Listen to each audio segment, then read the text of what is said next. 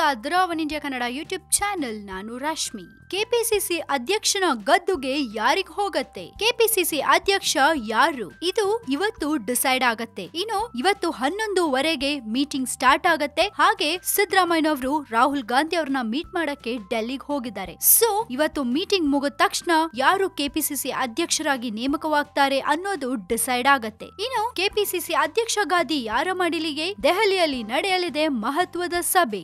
S, ಮುಂಬರುವ ಚುನಾವಣೆಯನ್ನ ದೃಷ್ಟಿಯಲ್ಲಿಟ್ಕೊಂಡು ಕರ್ನಾಟಕ ಕಾಂಗ್ರೆಸ್ಗೆ ಸಮರ್ಥ ಸಾರಥಿಯನ್ನ ನೇಮಕ ಮಾಡುವ ಮೂಲಕ ಹೊಸ ಚೈತನ್ಯ ನೀಡಲು ಹೈಕಮಾಂಡ್ ತೀರ್ಮಾನಿಸಿದೆ. ಈ ಹಿನ್ನೆಲೆಯಲ್ಲಿ ದೆಹಲಿಯಲ್ಲಿ ಇಂದು ಕಾಂಗ್ರೆಸ್ ಉಪಾಧ್ಯಕ್ಷ ರಾಹುಲ್ ಗಾಂಧಿ ಜೊತೆ ಸಿಎಂ ಸಿದ್ದರಾಮಯ್ಯ ಹಾಗೂ ಪ್ರಮುಖ ನಾಯಕರು ಸಭೆ ನಡೆಸಲಿದ್ದಾರೆ. ನಿನ್ನೆನೆ ಸಿದ್ದರಾಮಯ್ಯ ತಮ್ಮ ತಂಡದೊಂದಿಗೆ ದೆಹಲಿಗೆ ದೌಡಾಯಿಸಿದ್ದಾರೆ. ಬಹುತೇಕ ಕೆಪಿಸಿಸಿ ಅಧ್ಯಕ್ಷರ ಆಯ್ಕೆ ಅಂತಿಮಗೊಳಿಸಲಾಗುತ್ತೆ ಅಂತ ಹೇಳಲಾಗ್ತದೆ. ಹೀಗಾಗಿ ಸಿಎಂ ಸಿದ್ದರಾಮಯ್ಯನವ್ರ ಜೊತೆ ಹಾಲಿ ಕೆಪಿಸಿಸಿ ಅಧ್ಯಕ್ಷ doctor G Parameshwar, DK Shivakumar, Mallikarjun Kharge, Veerappa Moily, KC Venugopal ಸೇರಿದಂತೆ ಪ್ರಮುಖ ನಾಯಕರು ಇಂದು ದೆಹಲಿಗೆ ತೆರಳಿದ್ದಾರೆ. ಹಾಗೆ ಸಭೆಯಲ್ಲಿ ಪಾಲ್ಗೊಳ್ಳಲಿದ್ದಾರೆ. ಇನ್ನು ಪ್ರಸಕ್ತ ಡಿಕೆ ಶಿವಕುಮಾರ್ ಮತ್ತು ಎಸ್ಆರ್ ಪಾಟೀಲ್ ನಡುವೆ ಕೆಪಿಸಿಸಿ ಅಧ್ಯಕ್ಷ ಸ್ಥಾನಕ್ಕೆ ಪೈಪೋಟಿ ಇದೆ ಅಂತ ಹೇಳಲಾಗ್ತದೆ. ಈ ಪೈಕಿ ಹೈಕಮಾಂಡ್ ಒಲವು ಯಾರ ಕಡೆಗಿದೆ ಅನ್ನೋದು ಕಾದ್ ನೋಡ್ಬೇಕಿದೆ. ಇನ್ನು ಬೆಳ್ಳಂಬೆಳಗ್ಗೆ ಸಚಿವ ಡಿಕೆ ಶಿವಕುಮಾರ್ ಸದಾಶಿವನಗರದಲ್ಲಿರೋ ಮಲ್ಲಿಕಾರ್ಜುನ್ ಖರ್ಗೆ ನಿವಾಸಕ್ಕೆ ತೆರಳಿ ಮಾತುಕತೆ ನಡೆಸಿದ್ದಾರೆ. ಇತ್ತ ನಿನ್ನೆ ರಾತ್ರಿನೇ ಸಿಎಂ ಸಿದ್ದರಾಮಯ್ಯ ಜೊತೆನೂ ಡಿಕೆ ಶಿವಕುಮಾರ್ ಮಾತುಕತೆ ನಡೆಸಿದ್ದಾರೆ ಅಂತ ಹೇಳಲಾಗಿದೆ. ನನಗೆ ನೀಡಿದ